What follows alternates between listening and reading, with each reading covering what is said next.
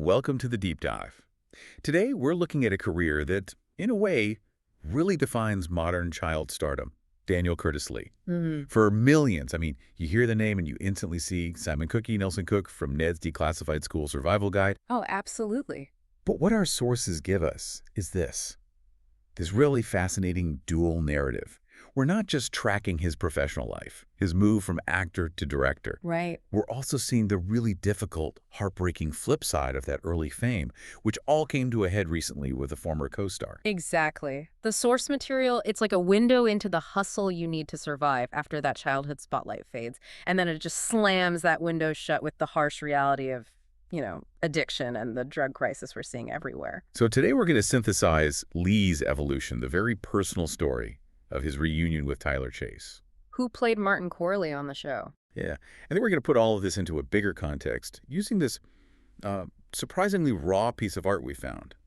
A lyric transcript that just personifies the dangers facing artists today. Our mission here is to move past the simple nostalgia, remember this show, and actually show you the incredible perseverance it takes, both professionally and personally, to find stability in this industry. We're going to trace the lines from the set of Ned's all the way to a hotel room in L.A.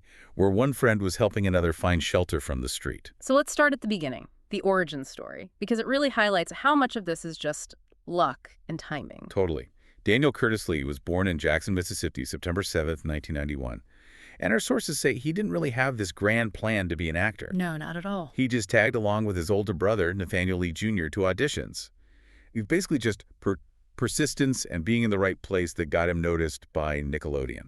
And that ecosystem, that's what led to Ned's Declassified, which ran from 2004 to 2007. But what's so interesting about his character, Cookie, is that he almost didn't exist. Well, Lee wasn't in the pilot episode. The original third best friend was a character named Boogie. Boogie? No way. Yeah, played by Stephen Markarian. The sources suggest that pretty quickly they realized the dynamic wasn't quite right. Lee came in, and it just clicked instantly. It's amazing to think how different that iconic trio would have been. And speaking of what could have been, the sources had another great piece of casting trivia. Oh, the Lisa Zemo role? Yes. The singer JoJo was reportedly the original choice for Lisa Zemo.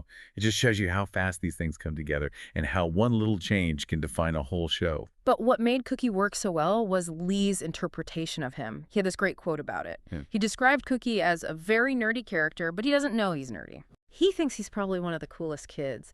And that self-confidence with all the gadgets and the headgear, that's what made him so memorable. And it got him recognized, too. He got a Young Artist Award nomination in 2007 for it. He wasn't playing a stereotype. He was playing a kid with maybe misplaced, but definitely great confidence. And he didn't slow down after Ned's rap. We always hear about the pressure for child actors to transition. For sure. But he landed on his feet right away. He was a series regular on Zeke and Luther. Right. He played Kojo for, what was it, like 72 episodes? 72 episodes from 2009 to 2012. And he kept working on big shows after that. 4 episodes of Glee, appearances on Big Time Rush, The Thundermans. That kind of steady work, just moving from one hit channel to the next, it signals that he had, a real aptitude for it, not just a one-hit wonder status from Ned's. Which brings us to the next phase of his career, the pivot. Yes. Because if you look at Daniel Curtis Lee today, he is not just leaning on that nostalgia. He's become this incredibly effective multi-hyphenate artist, spends more time behind the camera now. And that pivot is the real success story here. It is so hard to go from being a recognizable face, a commodity almost, to being a respected creative leader behind the scenes. And he's done it. He's directing music videos for a studio in Los Angeles. A studio that he also manages, which is a huge indicator of trust and responsibility. So what do the sources say about the caliber of those projects? A management and directing role that suggests some serious industry respect. Absolutely. The sources specifically point out that one of his most recent directing gigs was for, get this, hip-hop legend Snoop Dogg. Wow. Okay. Yeah, so that's a massive deal. It shows he's not just doing small indie projects. He is operating at a very, very high level. That's the key, isn't it? He's smartly leveraging his past, like hosting the Ned's Declassified podcast Survival Guide, but he's building this entirely new professional credibility at the same time. And you can't forget his music career. He's a singer, a songwriter, he's worked on a gospel album. He's firing on all creative cylinders. We even see it in his acting choices. Yeah. He grew up doing comedy, but he took on a dramatic role in that huge Netflix series, Dahmer. That kind of versatility, Yeah. that's the mark of someone who is serious about having a long career, not just cashing in on nostalgia. I thought his Instagram bio was really telling. It says actor, linguist, director. Right. It speaks to someone who's always expanding. He's even doing international work. He shared clips from a video he shot in Sierra Leone and was just raving about the local talent there. And all this professional resilience, it adds up to something concrete. Stability. One source noted his estimated net worth is around $2 million. And that number is impressive because why? In this context. It's impressive because he earned it without being constantly in the public eye, without some massive streaming deal. It suggests he's been smart with his money, diversified his work, things that are, frankly, often lacking for people who peak so young. It's a testament to his control over his image and his finances.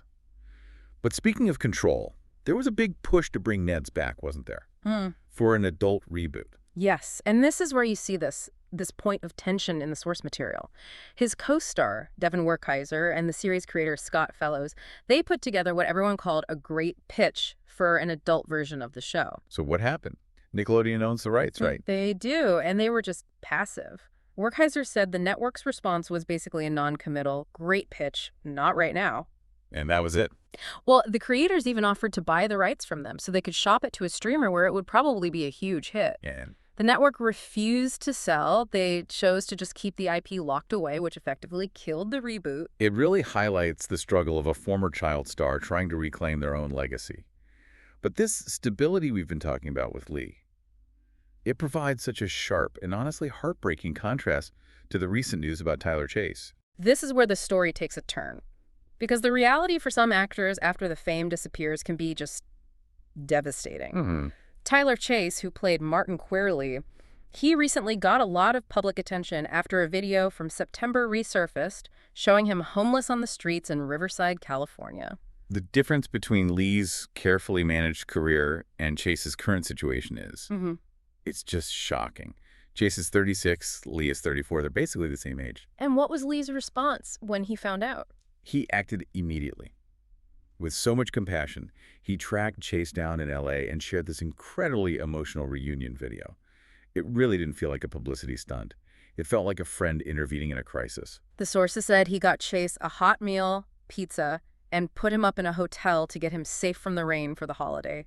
Just immediate, practical help. And the support system grew from that, right? It wasn't just about a hotel for the night. Absolutely not. Lee FaceTimed their other co-star, Devin Werkheiser, into the reunion, so he brought that core group of friends back together in that moment. And maybe most importantly, he helped Chase reconnect with his father. Lee had this quote that really stuck with me. He said, "Love is all we can really give people sometimes." Yeah. His focus now is on long-term recovery. He's looking into rehab options for Chase, and he really seems to believe his friend can get back on his feet. It's important to see that this wasn't happening in a vacuum. It seems like a larger community was trying to rally around him. That's right, and we see this a lot, where former child actors who've been through it help each other. Shaun Weiss. From the Mighty Ducks. Exactly. Greg Goldberg. He's been very public about his own sobriety journey, and he stepped up. Weiss helped get a bed for Chase at a detox facility and a spot in a long-term treatment center. Werkheiser's comments also add a layer of, complexity to it. Because recovery isn't a straight line. No. He described Chase as a sensitive, sweet, and kind kid, but also talked about the huge challenge of dealing with severe addiction and deep mental health issues, especially when the person isn't ready or able to accept help. The hope is that all this public attention brings in people with, as he put it, real understanding and resources. The whole situation is this incredibly personal story of friendship and kindness. But like you said, it also points to this much larger, darker current running through our whole society. Which brings us to that second piece of source material we received, the Papoose track, Bars on Wheels. Yeah, it's a jarring piece of art.